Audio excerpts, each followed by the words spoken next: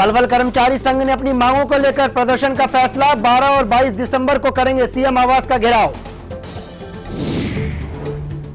कुरुक्षेत्र में half marathon का आयोजन, सावित्री जिंदल ने भी की शिरकत।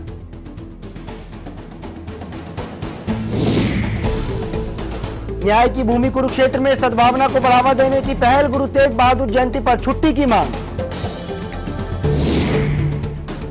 डॉक्टरों की लापरवाही के चलते डिलीवरी के दौरान हुई महिला की मौत।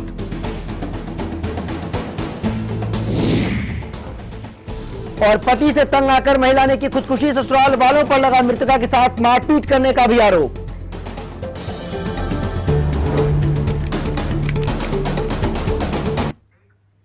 नमस्कार, हरियाणा लाइव में स्वागत है आपका। मैं हूं आपके साथ अविनाश और बुलेटिन की शुरुआत करेंगे इस वक्त की बड़ी खबर से। बड़ी खबर आ रही है, बताया जा रहा है कि एक चलती ट्रेन में लूटपाट हुई है। तो इस वक्त की बड़ी खबर हम आपको बता दें, अंबाला से आ रही है, जहां स्वराज एक्सप्रेस में लूटपाट हुई है। यानी चलती ट्रेन में लूटपाट, और लुटेरों ने 12 तोले सोने के जेवर लूट लिए हैं। इस मामले की जीआरपी जांच में जुटी है। तो एक बार फिर से रेलवे पुलिस सुरक्षा की कड़े खुलती नजर आ रही है। चलती ट्रेन में लूटपाट हुई है अंबाला में। इस ट्रेन का नाम स्वराज एक्सप्रेस बताया जा रहा है, जहां अज्ञात बदमाशों ने इस ट्रेन को अपना शिकार बनाया है। अब तक मिली जानकारी के मुताबिक लुटेरों ने तकरीबन 12 तोले सोने लूटे हैं। और क्या कुछ है इस बारे में रुक करेंगे अपने संवाददाता का अधिक जानकारी के लिए। तो इस वक्त की बड़ी खबर अंबाला से, जहां चलती ट्रेन में लूटपाट हुई है। और इस खबर पर और ज्यादा जानकारी के लिए रुक करेंगे हमारे संवाददाता अमन कपूर का। अमन, तफसील से बताइए, क्या था ये पूरा मामला, कैसे लूटपाट हुई है? देखिए अविनाश, अहमदाबाद से जम्मू की तरफ जा रही स्वराज एक्सप्रेस जैसे ही अंबाला रेलवे स्टेशन के नज़दीक धीरे हुई थी रुकने के लिए, सभी कुछ 5 लोगों ने एक परिवार जो है अंबाला कैंट का ही, उन पर मारपीट शुरू कर दी उनसे। और एक अटैची था जिसमें करीब 12 से 13 तोले सोना बताया जाता है। बेटी की शादी है इस परिवार में, तो उसके लेकर जेवर बनाकर ये परिवार गुजरात से अंबाला आ रहा था। और यही लूट हुई और 5 लोग उनसे मारपीट कर ये जेवर लेकर फरार हो गए।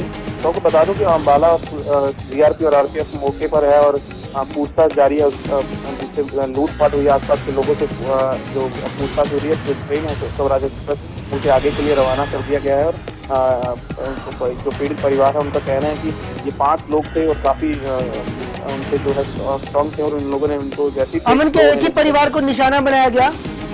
ये बिल्कुल, ये परिवार जो है अंबाला कैंट उतरने वाला था और ये 5 लोगों ने सर्कल बनाकर इन लोगों को घेर लिया। और जो परिवार का मुख्य सदस्य हैं गर्ग, उनसे मारपीट शुरू कर दी। और एक उनमें से व्यक्ति अटैची लेकर भाग जाता है, और जब तक लोग मदद करते तब तक ये लोग भाग चुके थे। और फिलहाल आरपीएफ जो है जीआरपी जांच में जुटी है। अमन, जो 5 लोग जिन पर आरोप लग रहा है कि जिन लोगों ने इस लूट की वारदात को अंजाम दिया, वो चलती ट्रेन में चढ़े थे या फिर ट्रेन में पहले से मौजूद थे? देखिए इस बारे में अभी परिवार का कुछ मालूम नहीं है। हो सकता है कि परिवार से पीछे काफी दूर से लगे, क्योंकि परिवार कोटा से आ रहा था। और क्या पता, हो सकता है कि गुजरात से ये लोग पीछे लगे। और ट्रेन अब जब अंबाला रेलवे स्टेशन के नजदीक धीरे होने लगी, तभी ये लोग एकाएक इनके आसपास आ गए। और ये लोग भी नहीं समझ पाए कि अचानक क्या हुआ है, मारपीट शुरू कर देते हैं और लोग टैक्सी लेकर फरार हो गए। अंबाला कैंट रेलवे स्टेशन पर कहीं ना कहीं सुरक्षा की दृष्टि से भी सवाल उठते हैं। इसके पहले भी कई वारदातें हो चुकी हैं। चलिए अमन, फिलहाल इन तमाम जानकारी के लिए शुक्रिया। तो चलती ट्रेन में एक शख्स के साथ, एक परिवार के साथ मारपीट हुई, और मारपीट के बाद पीड़ित परिवार का यह आरोप है कि उनसे अटैची छीन लिया गया, जिसमें उनके 12 तोले सोने थे।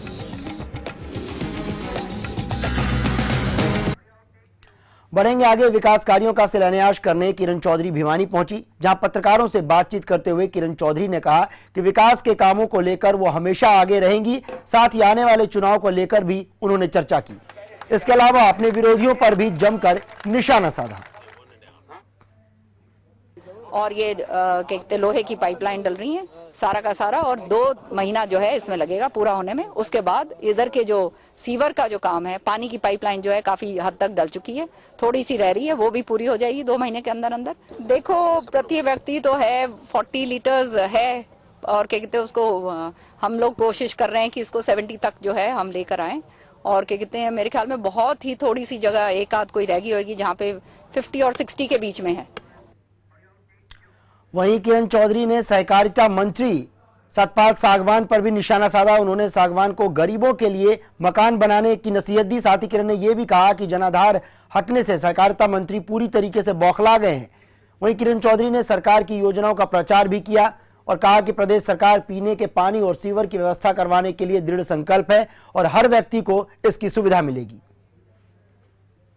मदद है तभी हो रहा है। जादू की डंडी तो देखो मेरे पास है नहीं कि कोई यूं सोचे कि भाई एकदम कुछ हो जाए तुरंत, लेकिन यही एक महकमा है जहाँ पे काम हो रहा है।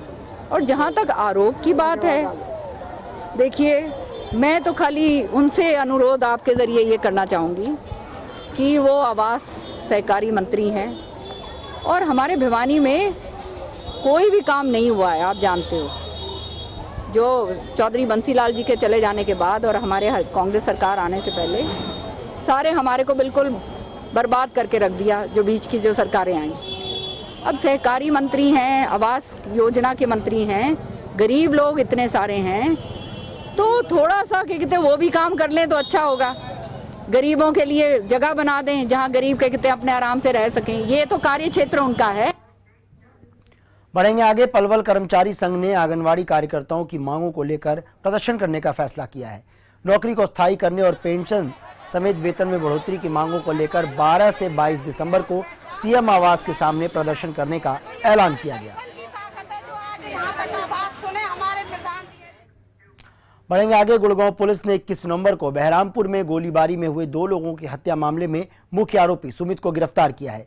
जमीनी विवाद को लेकर हुए इस गोलीबारी में एक ही परिवार के 2 लोगों की मौत हो गई थी, जबकि 3 अन्य लोग इसमें घायल हो गए थे।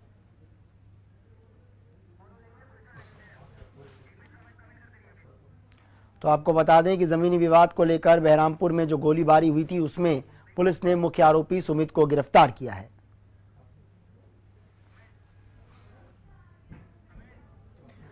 तो गुड़गांव में जमीनी विवाद को लेकर जो गोलीबारी हुई थी उसमें 2 लोगों की मौत हो गई थी और उस वक्त उस गोलीबारी में 3 लोग घायल थे।